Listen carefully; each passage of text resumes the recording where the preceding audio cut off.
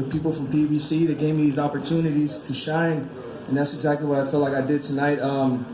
I knew it was a tough task, coming in here. I was saying that I was going to stop Anthony Durrell, and I truly believed in that. I truly believed in my skills and in my training. It wasn't easy, but that's exactly what we did, and now we're the youngest two-time super middleweight champions of the world. Hey, David, congratulations on the win. Thank you. You said that you were so determined and had to win that belt back and you won it tonight. How do you feel with that? I felt great, man. Words can't explain how good I feel.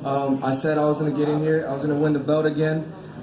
Like I said, it was a hard fight. My Durrell was trying to catch me all night. He was trying to counter me when I would step in.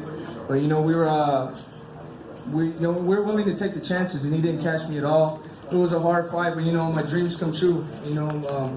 Second time fighting on pay-per-view. All my people out there came out to support.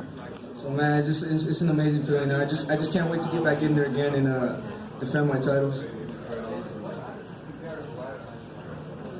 I think with from the last fight, the title fight, right? I was 20 years old. You know what I mean?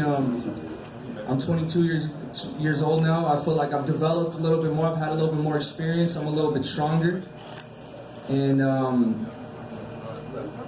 the difference between this one is that we didn't win a vacant title by decision. We went in there, we took it from a champion, and it's just amazing.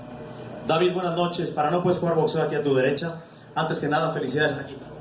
¿Cómo estás? Dos preguntas en español rápidamente. La primera, segunda vez que rompes el récord como un joven conquistando un título, pero no solo eso. Te vi muy maduro, si me permites la palabra, a pesar de ser tan joven, calculaste muy bien los tiempos, nunca te desesperaste. No, pues me sentí muy bien para esta pelea y nomás le quiero decir que estoy muy agradecido por todo mi equipo, a Dios para darme esta oportunidad y vamos a seguir a trabajar duro para lo que sigue y we're going to continue to be champions again. El récord nuevamente ya lo habías conquistado como el peleador más joven y hoy nuevamente vuelves a romper un récord. Sí. Me lo decía el hombre que dio Uruguay para el mundo, Samson Lukovic. Sí, pues mi promotor, nomás también le quiero dar las gracias a mi promotor, mi papá, José Benavidez. Es un sueño, eso, ganando el cinturón otra vez era un sueño y ya estamos aquí otra vez. Gracias.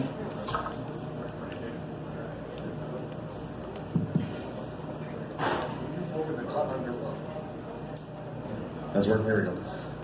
When you opened the cut over his right eye, did you feel like that was weakening him? Did you feel like it was affecting him? And were you trying to work on that cut? I don't feel like it was weakening him at all. What I was trying to do is I was just breaking him down with that jab. I know my jabs are really strong, and I know that was what was landing the most. And every time I would land a jab, I would see it in his face. He was getting hurt by every jab. Obviously I'll try to throw some hooks or some looping shots to get that cut, but my intention was not to target that cut. I just let the punch come on its own, because I feel like when you look for a punch too much, especially for a cut, you're gonna end up getting caught because you're too anxious to get that shot. So I just kept following my game plan. I know the shot was gonna land, either way. So we did what we had to do. I feel like the last rounds, was really hurting him. I hit him with the jab, and then I went down with the body shot, and that's what really started the end for Anthony Durrell, because he dropped his hands to block the body, and then I just kept landing some haymakers on the top. So it was really good one. Now that you have the title back, still undefeated, can you take a minute to sort of think about what you'd like to do in the future? We're talking about the pre-fight of good fighters that are in the weight class, other good fighters that are at PBC. What are your thoughts about what you would like to do? I would just like to obviously dedicate myself to boxing. Now that I'm the two-time world champion, just dedicate myself. And whoever's next, it doesn't matter who is next. My job is to defend my titles and become the best 168-pounder in the world. And we're going to do that. That's exactly what we're going to do. Hey, David, this question is for you and your father, right here, straight back. Jose, I want to know kind of your emotions and how you're feeling right now. And then David, you talked about last week, a couple weeks ago, Caleb Plant being the next guy you wanted in the future. Is that still the case? Question for both of you guys. Like what I just said right now, whoever it is, my job is to become as world champion is to defend my title from anybody. If it's Caleb Plant, if it's another dude, it's another guy, you know, that just doesn't matter. You know, my job is to train to be the best I could be and defend my title and beat everybody. And your question, you know, I'm really blessed and I'm really thankful to God and to all the fans and you guys, you know, the media that makes everything possible. Man, from not knowing anything about boxing, I didn't know nothing at all. I didn't even know how to stand. And to be here and win this, you know, it feels amazing. No money can buy, you know, it just gives me chills, you know. And if I could do it, I think a lot of people could do it, you know. It just feels amazing. And thank you to all the fans and you guys, the media, that makes it possible. David, first of all, congratulations to you and your father.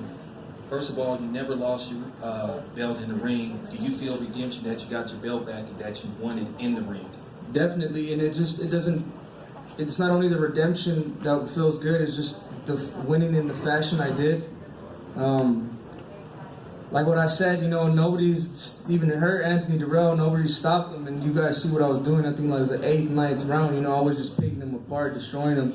And the most of the shots I was hurting him with were jabs. You know, so I just let you tell a little bit about my powers. But like I said, I turned 23 this December. You know, I'm looking forward to coming to my max strength. I don't even think I have it yet, but we're gonna keep getting stronger and faster. And you guys, there's still the best that's yet to come from David Benavidez. Hey, David, Jose, congratulations. Jose, congrats. Thank you. Did the experience being out of the ring for a year, I know in talking to your dad, it was kind of a blessing in disguise. How much impact did that have on you coming back? And the question's for both you and Jose. It was just, I feel like, you know, it was a kind of a blessing in disguise being outside of boxing for a year. I think just winning the belt at 20 years old, you know, it was just too young. You know, at 20 years old, I was making the wrong decisions, and you know, I feel like that's what I needed to be outside, to be on the sidelines for a year. You know, it just, what made my blood boil a little bit is when I seen Anthony Durrell win the title back, you know, when he fought Ildren. So I just, you know, it really turned, you know, it created an animal inside me. You know, like it's just like I've been boxing for 17 years, just to win this title. For me, just to lose it on a mistake I did outside the ring, you know. So that was just, you know, thinking of that the whole year I was out, and like I said, this is where I'm meant to be. You know, I'm not too much 22 years old, have 2 WBC world titles. So this is, I feel like, where I'm meant to be, and this is what I'm going to dedicate myself in 100%. And Jose, how much growth did you see in David in that last year?